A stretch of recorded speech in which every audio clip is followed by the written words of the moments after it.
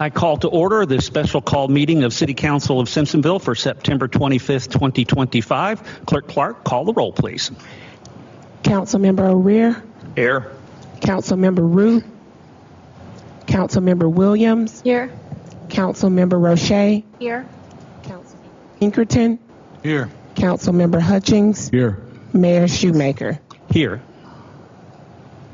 We have one item of business, the resolution committing the City of Simpsonville to providing a local match for a Municipal Association of South Carolina Big Idea grant. Mr. Coker? Yes, thank you, Mr. Mayor. As we discussed at our Committee of the Whole meeting on Tuesday, staff is requesting the council approve a match in the amount of at least $5,000 for a $1,000 match from the Municipal Association for our application for the Big Idea grant for a new trailhead gateway park.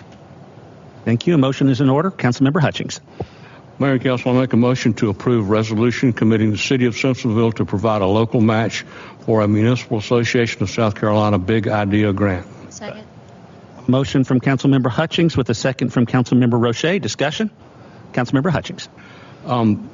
Couple of questions. First of all, the first question is, can we cover the cost of the park with if we receive this grant with the $100,000 plus $5 without any additional funds being appropriated? Yes, sir. We have staff on hand who could answer that question. So we can. A little closer. Now I know how y'all feel. We can use the $100,000 plus the $5,000 to cover. As I was going through the budget, it will take about $25,000 to $35,000 to do the large digital sign. We have some utilities, stormwater, water tap. We want to put a water and dog fountain on the park. A lot of the projects we will do in-house. Andy and Robbie and I have been out there to discuss what projects can be done. Swings will run anywhere from $10,000 to $12,000. There are 4 of those. If you might remember, the swings were built at the ice cream station, so it will be somewhat of a replica of that. We will replicate trees like the larger size trees that we did at Alder Park last year. You know, we want something with some true visibility and some screening there. So those run about $300 a piece, and we have 20 trees going into that site. We will do some riprap and some cleaning up of the stormwater ditches besides the rail line. So all in all, the larger items will run around $80,000, and then we'll have the rest of that for landscape and incidental items. So we can always scale back if something comes in, larger, or if we run into an issue. We have called in locates there, so we can really start to assess with Engineer Bragg the stormwater. There's a couple pipes that go actually underneath the parcel, and then there's a ditch line. We will do concrete sidewalk on that one portion that does not have sidewalk existing, so it connects the whole thing. And we will do a new parking area with some curbed islands so that those can be landscaped and trees installed. Thank you. One other question. Once the park is done, what do you see a significant amount of maintenance costs involved with the ongoing park? So we are planning for it to replicate more like this. It's got a great green lawn, and that it's mostly cutting grass. We'll have some seasonal flowers. The rest landscape will be evergreen, so there won't be a whole lot of maintenance there. We'll replace some flowers around the main sign and some of the entry points of the parcel. And Public Works is willing to do those items. Thank you. Okay. Councilmember Roche? My question's for the city administrator. I noticed that the wording here is a local match of at least $5,000. I've heard that other cities have applied and been given their initial nod already. Would it behoove the city, and do we have the means to maybe offer more in our match to try to make our application more competitive? That's a great question.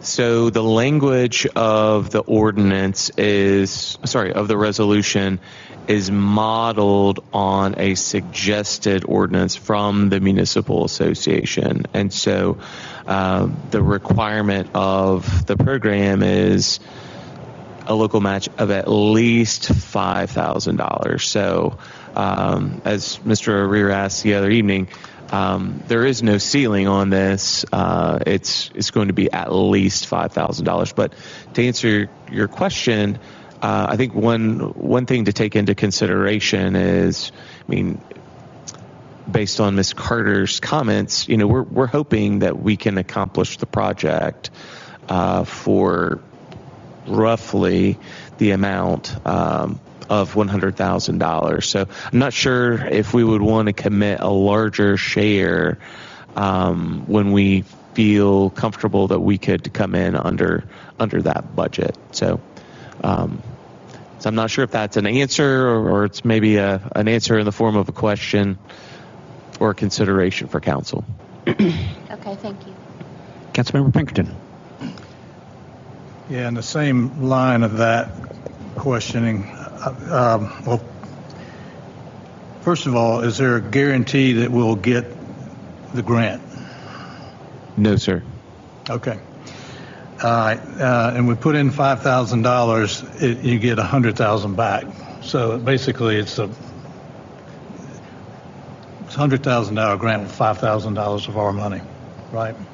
Correct. It is reimbursable. Well, that's what I wanted to understand. I've heard you say the word reimbursable. What is the $5,000 is reimbursable? Is that what you're saying? The $5,000 is not reimbursable, but $100,000 is reimbursable.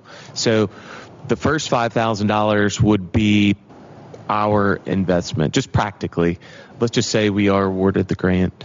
The first $5,000 is ours, and then up to the next $100,000 would be the city would pay for, but we would be able to have that amount reimbursed by the municipal association. And then anything beyond that would not be reimbursable, and it would be the city would bear the full cost. All right. So they're just saying you can get your money back if you spend it, basically.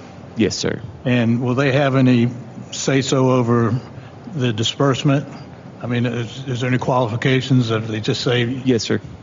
So to be eligible for the reimbursement, the project would need to be completed within 24 months of it being awarded. And would they want to see our diagram basically for? Yes, sir. Yes, sir. And that's part of our application. All right, that's good. I appreciate you answering those. I was going to ask about the estimate, but I got a pretty good answer on that. The one thing I will say to the council is we already mow the grass there. In fact, we mow the grass all the way up and down South Main Street, even though it's not ours. So the maintenance would be minimal, right? Unless there's lights or anything else that need to be taken care of. Is this the final design? This is a conceptual design. The final design would require a little more specificity, primarily because the sign element would require footers, building permit, that sort of thing. We don't have any floodplain issues, but there's a little bit of stormwater on site, so it would take some engineering work, but it would be done internally through Mr. Bragg. Could I add that in the design that perhaps we put a big flagpole where their circle is? I don't know what's going there, but I'd like to see a big flagpole lit with the American flag and maybe yes, sir. Simpsonville. We actually have a flagpole out on Main Street right now. Yes, we'll do it under cover of night. When we're removing the islands, we'll remove the flagpole as well. I just thought that would be it's a gateway into the city. It'd be good to have the American flag there. Yes, sir. We'll make that adjustment to the application. That's a great idea. There's some right-of-way concerns with DOT, I'm sure, maybe even the railroad. Maybe not the railroad, but the DOT. Is that going to be an issue? I'll defer. So I drew in the path so that the end of Phase 1, Swamp Rabbit Trail, would curve and land on this parcel. It will not be in the right-of-way of the railroad. We didn't want to kind of be held up with their decision whether we could just come straight across. I think it will add some dynamic for it to be curved like that. DOT, we have been in discussions about the trail anyway, and how do we get across Fairview Road, really for the better part of a year. So we are going to ask them if we can have up to 17 feet towards Fairview Road. So we would reduce their right-of-way there and add it to the front side of the parcel, so that would allow the sign to shift a little bit there. But if we don't, we can successfully take care of that parcel. But we are having that conversation with DOT. Okay. Just as a question here on this conceptual design, is this intended to be sidewalk all the way around Fairview? So there is existing sidewalk, and then there's one section where there is, yeah. Yes, sir. And we're just going to connect all of those. Go up to the sidewalk. Yes, sir. Intent. Mm-hmm. All right. There is, I think, power already on the site in a number of different poles. I've looked at it this morning. I don't think it's communication lines, but it could be just a single strand of power that runs through there. So obviously we're going to have to work with Duke. I don't know what those feed, but there is going to have to be some workaround with Duke, I would think. So there's one pole that doesn't have anything on it, and then there's one pole that's basically backs up. Yeah, there's one pole that's empty. So that is the railroad arms. And so we do believe that we can get that at least moved further away so that the path goes across, or if they can shore it up where it can just go straight. Okay, and lastly, Mr. Coker, is this intended to be a self-perform project, or would the city take care of the construction of this at this point? Yes, sir. The only element that the city would not be primarily responsible for would be the sign itself, and so the power, maybe. Correct. Okay. That's right. But otherwise, in general, our team would self-perform this work. Yes, sir. That's the intent. Thank you. Councilmember O'Rear. For Ms. Carter, the parking you alluded to there, because right now the only parking there is across the frontage road at Wilson's Car Wash, whatever. Is there going to be parking on that side? Am I missing something? That's why I'm asking. Because so there are 4 spots in the curve there behind the larger parcel. Okay. So where the Swamp Rabbit Trail ends, but they're kind of out in the island and kind of in the middle of the road. We're going to pull those back towards the parcel and put in parallel parking and a handicap space. Okay. We will take that existing where the parking is now, and we will make a curved island so that we can have some trees. So Andy and I really looked at where we could plant trees to kind of screen Goodwill and kind of the back corner of the property to really add, some screening. So if there was overflow from those few spots, yes, sir. It would be across the road, though. It would.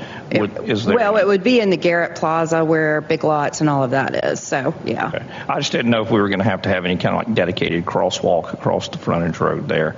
If there was overflow in their parking in front of Wilson's and all that stuff. I didn't know if that's something we were thinking we're going to need to do, or if that was part of the plan. So when we connect the sidewalk, it will have ADA, and you will be able to come across from Wilson's from that side, come the short distance onto the sidewalk, which will take you to Fairview Road, or you can come to the Pocket Park, or you can get on the trail. All right, thanks. Councilmember Hutchings. Oh, sorry. I just one other quick question. Are we doing the design on this in-house? We did that. Okay. My question is, can we get an elevation in that final design? I think that would help communicate a lot of elements to other people that are maybe not seeing the picture with the flat design. Okay. Thank you. Councilmember Roche. I've heard this referred to as the Garrett property. Does the city own this property? Has it been donated to us? Does someone else own it and we just maintain it? So currently the Garrett family still owns it, but we have had discussions with the family and their attorney. It's in the process of. We understand it's in the process of being deeded over to the city. There'll be some tax benefits for the owner, but it'll become city-owned. At no cost? At no cost. Okay. I know that the mayor had mentioned some... We will have the legal fees as the closing to transfer the deed. And it'll be minimal cost to transfer the property over to us. Okay, awesome. Yeah. Thank you. The last meeting, the mayor mentioned naming it. I just want to float the idea that we respect the Garrett family and possibly consider that a name for the park. Maybe a combination of the Garrett Greenway. Can I comment on that? The Garretts do not want public recognition for this donation, but we discussed the other day about somewhere there needs to be a plaque in the park that, this property was donated to the city, graciously by the, better wording than that. It's graciously donated to the city by the Garrett family is what made this park possible. But my first thought was we should name it Garrett Park. And no, we don't want it named Garrett Park. No, Thank you. Council? Anybody? On the motion to approve the resolution committing the city of Simpsonville to providing a local match for a Municipal Association of South Carolina Big Idea grant, all those in favor signify by saying yes. Yes. All opposed signify by saying no. That motion carries by a vote of 6-0. If there are no objections, we will stand adjourned.